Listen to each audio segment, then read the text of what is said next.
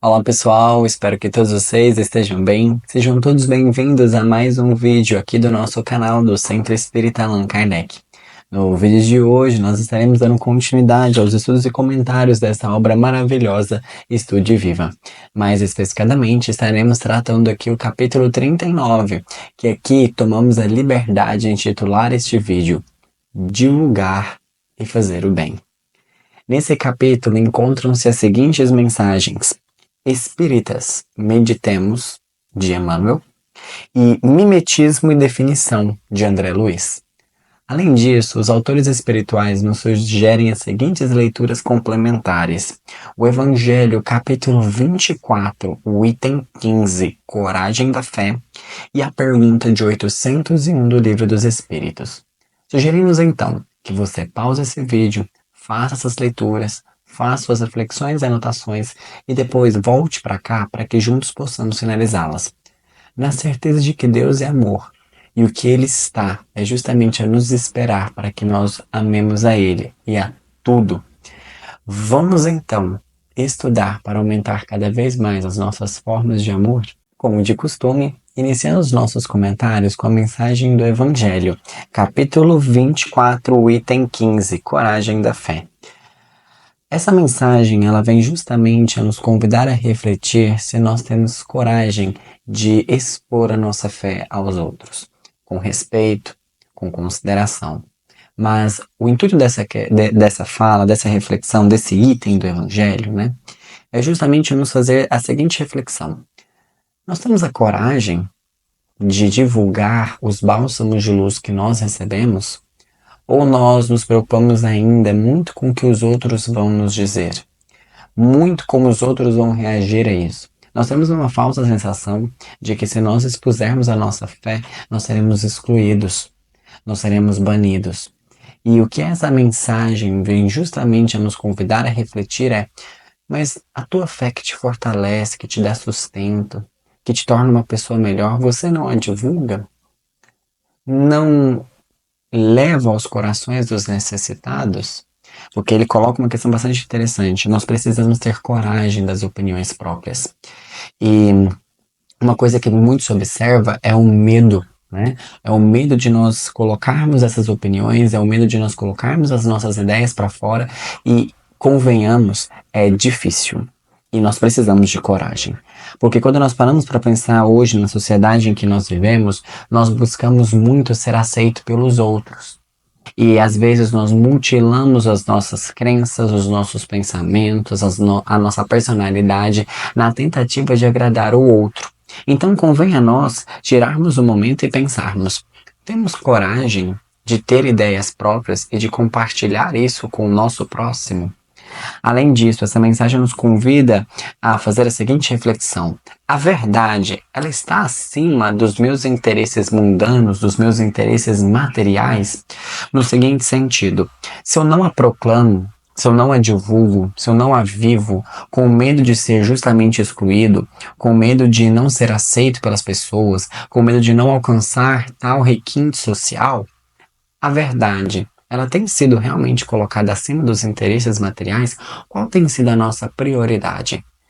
Satisfazer a nossa imagem, o nosso conforto, os nossos desejos?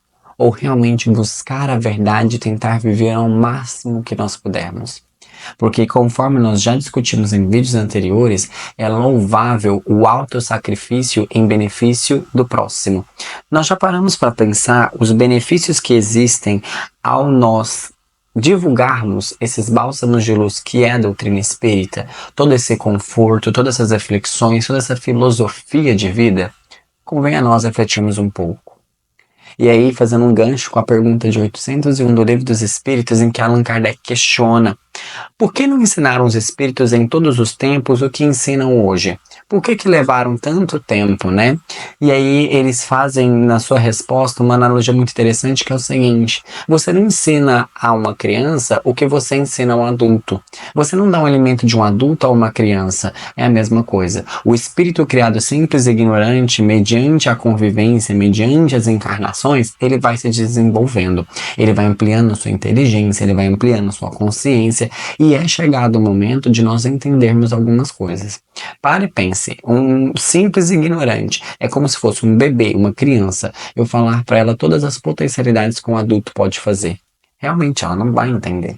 E tudo na natureza há propósito e há princípio. E é interessante pensarmos que tudo é uma semelhança de algo. O que eu quero dizer com isso? A criança, se você chegar nela e começar a falar, olha, você vai ter que fazer isso, que eu não sei o que tem e tudo mais, ela talvez vai olhar e falar assim, gente, o que ele tá falando? Não é isso? Você chega lá e vai, sei lá, explicar para ela sobre como que paga um boleto. Ela talvez vai rir da sua cara. Ela não vai entender aquela situação, né? Ela fala, gente, endoidou. Deixa eu voltar aqui e brincar com os meus brinquedinhos, que esse adulto aí não tá sabendo nada de nada. Então, essa é uma situação muito interessante. E convenhamos, Jesus veio, trouxe vários ensinamentos. E quantos já naquela época já o negavam e inclusive o crucificaram. Então convém a nós essa reflexão. Muitas vezes nós questionamos, mas por que esses ensinamentos chegaram agora? Porque a humanidade está no momento de recebê-los. E aqui eu faço um adendo. Por que estamos no momento de recebê-los? Porque nós focamos tanto na matéria, já estamos num desenvolvimento tecnológico absurdo, que agora os níveis de depressão, de suicídio, de ansiedade têm sido tão altos, justamente por conta do fato de nós não estarmos olhando para a nossa alma, para o nosso espírito. Então é chegado o momento que nós precisamos parar o que nós estamos fazendo na matéria, parar, lógico, no sentido metafórico, né? Seria trocar o foco, né? E voltar para dentro de nós, para nós observarmos as consequências que têm sido surgidas, né? Justamente pelo fato de nós não estarmos olhando para dentro de nós. Então convém a nós fazermos essa reflexão, né? Com isso, vem a mensagem de Emmanuel: Espíritas, meditemos. Em que Emmanuel nos convida a tirar um momento e refletir sobre o centro espírita, o templo espírita. Em que ele nos convida a buscar sempre o equilíbrio. Em que ele faz um link justamente com a mensagem do Evangelho, na ideia da coragem de defendermos as nossas ideias. E ele nos faz algumas considerações que valem a nós termos bastante cuidado, principalmente se somos dirigentes responsáveis pela manutenção de um centro espírita. Ele diz o seguinte: o templo espírita é local de educandário, é um local de estudo, mas também um local de auxílio, que não adianta nada ficar estudando obras, vendo toda a doutrina espírita na teoria, mas não fazendo nada na prática. Então ele fala que o templo espírita realmente é local de estudo, mas também é local de auxílio. E aí ele fala, é ajudar aqueles menos instruídos, é ajudar aquelas pessoas que precisam de um conforto. E muitas das vezes nós estamos ali estudando, e aí chega uma pessoa que fala, o que é espiritismo? E você fala, pelo amor de Deus. Você fala, opa, talvez seja a primeira vez dele no centro. Ou talvez já é uma pessoa tão longa de casa, mas que naquele momento está começando o seu processo de despertar. Então nós precisamos entender que todo conhecimento ele é válido e ele deve ser divulgado desde o simples até o mais complexo. E convenhamos, quantas vezes talvez nós já nos deparamos, fomos a um centro espírita com aquela palestra totalmente complexa, com aqueles assuntos dos mais diversificados possíveis, sendo que ali na verdade o que aquelas pessoas estavam precisando ouvir era talvez uma palavra de um eu te amo, uma palavra de perdão. Então convém a nós refletirmos muito sobre isso, que tudo há local e momento. Numa reunião pública em que se recebe pessoas na nossa casa, no templo espírita, será que realmente convém estudos bastante aprofundados de terminologia, de livros e tudo mais? Ou será que convém a nós realizarmos palestras que recebam essas pessoas e coloquem elas para refletir e que elas saiam de lá melhores do que elas entraram? Convém a nós pensarmos sobre isso. E Emmanuel fala, não há exclusão e nem grupo prioritário. Todos são importantes. Os médiums são importantes. As pessoas que vêm pela primeira vez são importantes. Os palestrantes, as pessoas que já frequentam a casa, todos são importantes. Todas as atividades do centro são importantes. A evangelização, a mocidade, o estudo mais aprofundado que tem que ter, os médiuns que organizam a casa, mas não há um que deve ser prioridade do que o outro. Todos devem ter exclusiva, devem ter igual atenção mediante a necessidade. E aí ele fala, o lar espírita deve ser um lar de solidariedade, ou seja, de fazer o bem, de ajudar, de promover campanhas, de levar o bem ao próximo, de levar o bem aos necessitados, de levar o bem através do estudo para aqueles que estão sedentos de conhecimento, e assim sucessivamente. E aí ele fala, ide e levai a palavra de Deus. E quando nós falamos de ide e levai a palavra de Deus, nós devemos entender o seguinte: além do estudo, além da divulgação doutrinária, é promover ações, é promover o bem, é um abraço, é um conforto, é uma criança que nós educamos e levamos à evangelização. Então, ide e levai, aonde formos, e possamos entender que o templo espírita é local de educandário. E são com essas ideias que a gente caminha para a mensagem de André Luiz, em que ele vai falar de mimetismo e definição. Só lembrando, né, o mimetismo é aquela capacidade em que alguns animais possuem, né, de se imitar o meio no sentido de camuflar. Vou colocar aqui uma imagem para que vocês possam ver. Isso é mimetismo.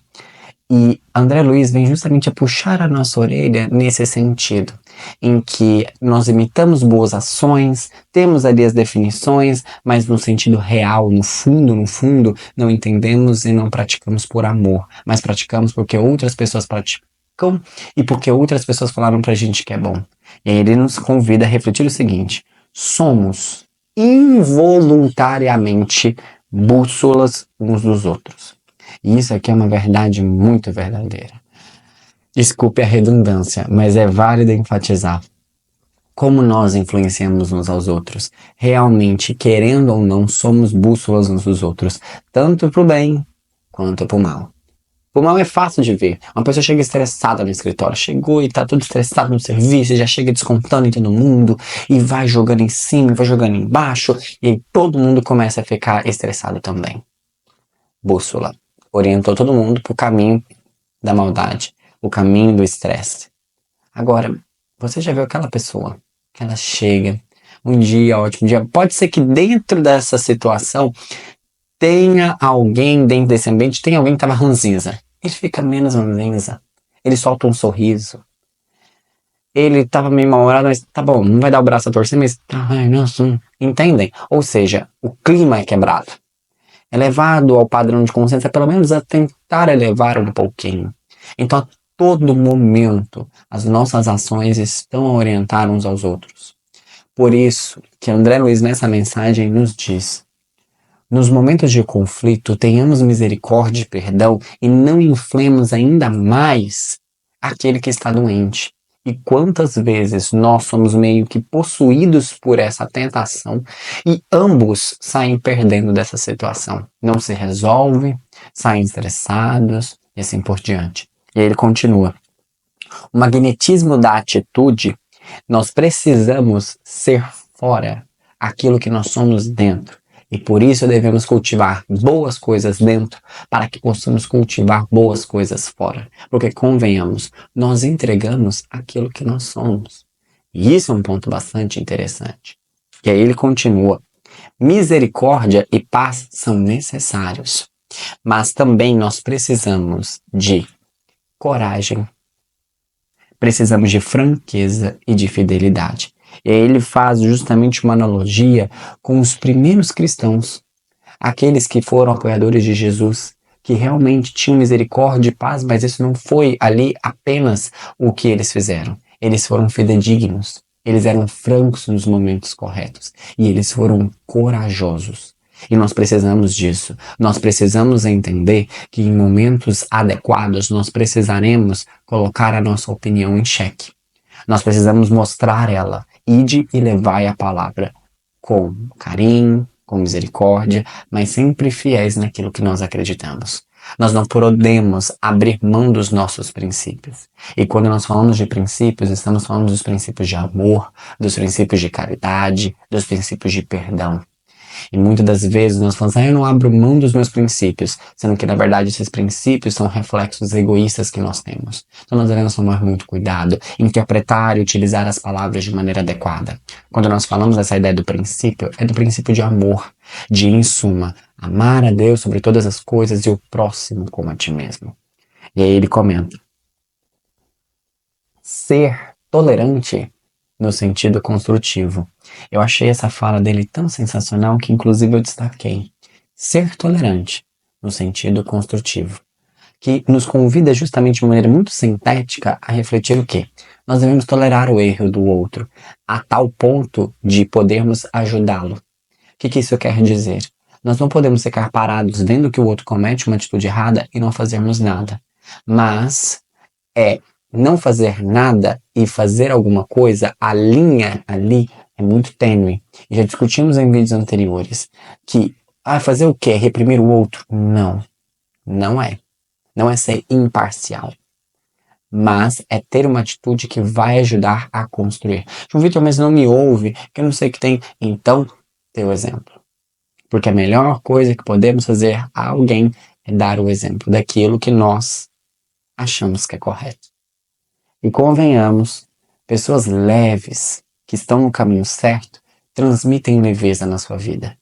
E tanto a sua vida quanto a sua morte venha nos ensinar muitas coisas. E aí ele finaliza. Precisamos de atitudes límpidas, claras, evitando mimetismo e acomodação. Ou seja, devemos evitar a todo momento ir ser Maria vai com as outras. Não, o outro fez isso, então também vou fazer. Não. Devemos ter coragem, fidelidade, reflexão, sermos transparentes e entregarmos ao mundo aquilo que nós viemos para o mundo entregar. Bom, que possamos todos nós termos a coragem de divulgar e fazer o bem nos limites máximos das nossas possibilidades. Um beijo no seu coração e eu te vejo no nosso próximo vídeo. Até mais, pessoal. Fiquem todos bem.